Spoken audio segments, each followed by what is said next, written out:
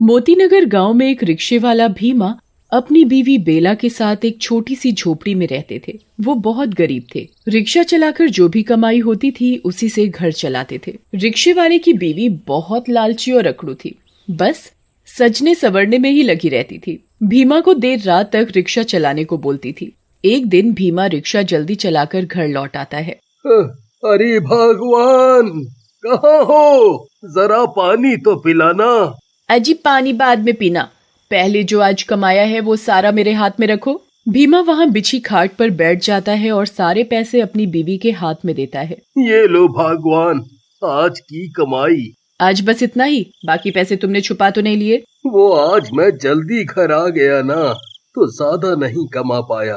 बेला गुस्से से भीमा को देखती है। अच्छा ठीक है, कल जल्दी जाना और देर से आना, और ज्यादा पैसे भी कमा कर आना। रात हो जाती है, दोनों सो जाते हैं और सुबह जल्दी उठकर अपना रिक्शा लेकर भीमा चला जाता है। जब बेला की सुबह आंख खुलती है तो उसका पति उसे सोया हुआ नहीं दिखता। अच्छा, आज तो जल्दी चले गए। ठीक है ना, आज ज्यादा पैसे कमाएंगे। भीमा अपना रिक्शा लेकर सड़क पर जा रहा होता है और रिक्शा रोकता है। अरे ओ रिक्शा वाले भैया, रिक्शा रोको। भीमा रिक्शा रोक लेता है। साहब, कहाँ जाना है? भारतपुर जाना है, चलोगे क्या? हाँ, चलूंगा साहब। कितने पैसे लोगे? 20 रुपए साहब। 20 रुपए? नहीं नहीं, मैं तुम्हें 10 रुपए दूंगा। चलना है तो चलो। भीमा अच्छा और ईमानदार इंसान होता है तो वो 10 रुपए में भी मान जाता है। अच्छा साहब, ठीक है, बैठ जाइए रिक्शे में। आदमी रिक्शे में बैठ जाता है और भीमा उस आदमी को भरतपुर उतार देता है। उस आदमी के जाने के बाद भीमा की नजर रिक्शे के पीछे वाली सीट की तरफ जाती है। वो देखता है कि वो आदमी रिक्शे में अपना कोई थैला जल्दी में होने के कारण भूल जाता है।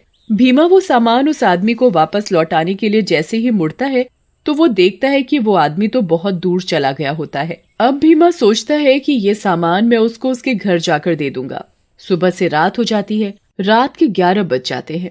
भीमा अब घर जाने की सोचता है। अब मुझे घर चलना चाहिए, बहुत देर हो गई है। आज भी कुछ ज्यादा पैसे हाथ नहीं आए। बेला फिर कुछ खरी खोटी सुनाएगी। भीमा उदास मन से घर चल पड़ता है। घर पहुंचकर रोज की तरह सारे पैसे अपनी बीवी को दे देता है। अरे मेरी किस्मत फूट गई थी, मेरे माँ बाप ने ऐसे आदमी से शादी कर दी। एक तो गरीब है, ऊपर से इसकी ईमानदारी।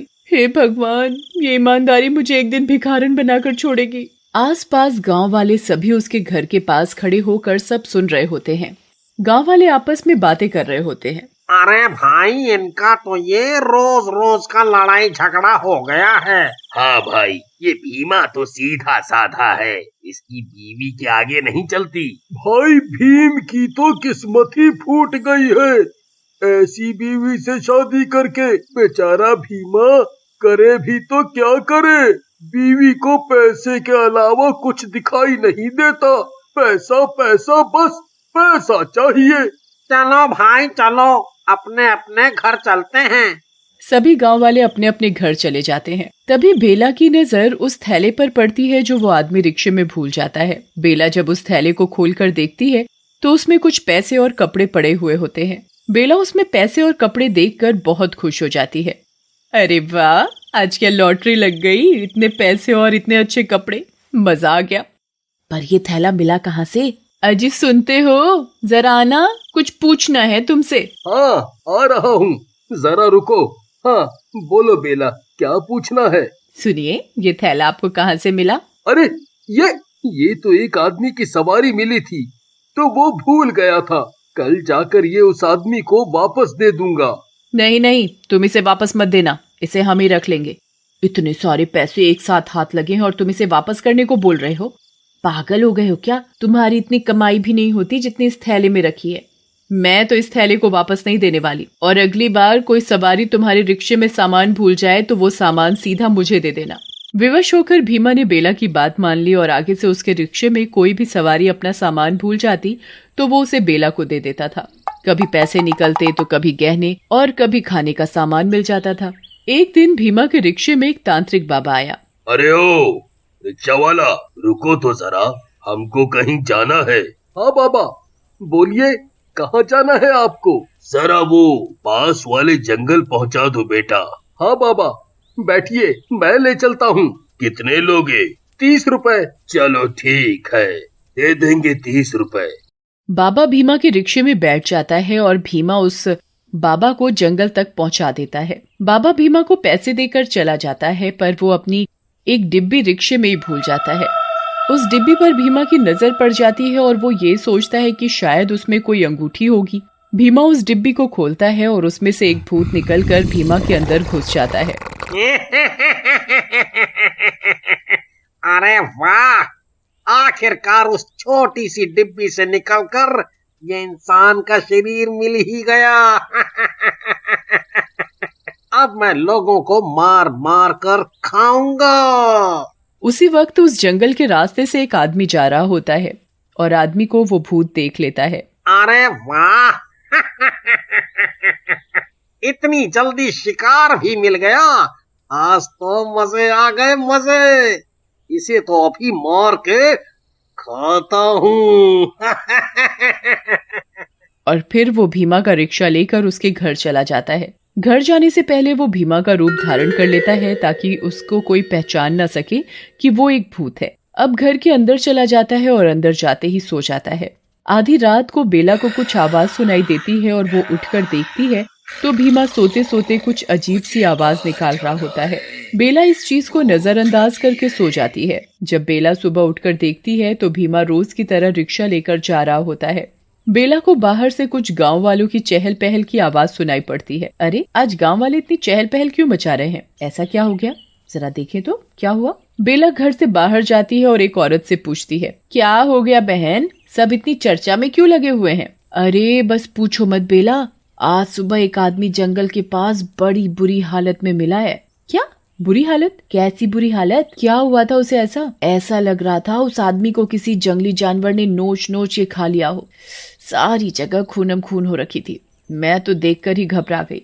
अच्छा, लगता है हमारे जंगल में कोई जंगली जानवर घुसा है। मैं अभी अपने पति से कहूंगी कि जरा संभाल के रिक्शा चलाए। हाँ बेला, तू ध्यान रखियो अपना। दूसरी तरफ भीमा के अंदर घुसा भूत रिक्शा चला रहा था। उसे जो भी सवारी मिलती उसे बैठाकर वो जंगल की तरफ ले जाकर खा जाता। ऐसा करते करते रात हो जाती है और वो भूत भीमा का रूप लेकर घर पहुंचता है। अगले दिन रात को बेला को फिर से कोई अजीब सी आवाजें सुनाई देती हैं। बेला देखती है कि उसका पति घर से बाहर कहीं जा रहा होता है।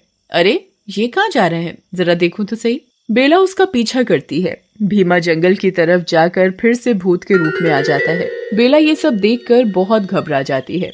हे भगवान, ये क्या हो रहा है? मेरा पति भूत कैसे बन गया? हे भगवान। अब वो भूत किसी आदमी को पकड़कर उसको मारकर खा रहा होता है। बेला ये सब देखकर चौंक जाती है और सीधा घर की तरफ भाग जाती है। डरी हुई बेला घर के कमरे में जाकर छुप जाती है। हे भगवान जी, मैंने क्या देख लिया? बहुत डर लग रहा है। मेरा पति भूत कैसे बन गया? वो भूत वापस भीमा का रूप लेकर घर आकर सो जाता है और सुबह उठकर दोबारा रिक्शा लेकर लोगों को खाने चला जाता है। बेला सुबह उठकर रात की बात याद करके उसका हाल सोचने लगती है। तभी उसे याद आता है कि उस जंगल में एक तांत्रिक बाबा रहता है। वो बाबा, अब तो वो बाबा ही है जो मेरी मदद कर सकता है। हाँ, अब मुझे उसी बाबा के पास जाना चाहिए। बेला उस बाबा के पास जाती है और उसे सारी बातें बताती है। बाबा बहुत बड़ा अंतर्यामी होता है, तो अपनी योग शक्ति से वो सब जान लेते हैं। मैं सब जान चुका हूँ।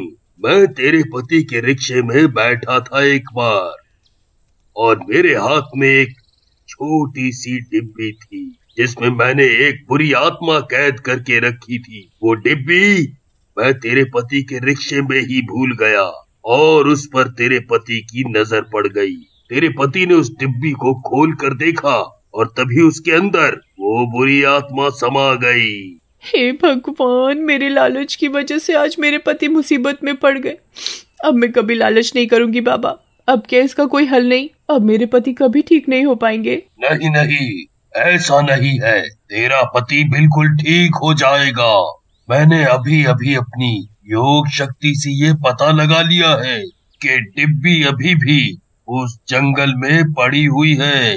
मैं अभी उसे लेकर आता हूँ। बाबा जंगल से उस डिब्बी को लेकर आते हैं और बेला के साथ उसके घर जाता है और कुछ मंत्र पढ़कर उस भूत को अपने वश में कर लेता है। फिर बाबा उस भूत को भीमा के शरीर से निकालकर अपनी डिब्बी में दोबारा बंद कर लेता है और भीमा वापस अपना रिक्शा लेकर घर लौट आता है। शुक्र है भगवान का कि तुम सही सलामत घर आ गए। आज के बाद मैं कभी लालच नहीं करूंगी।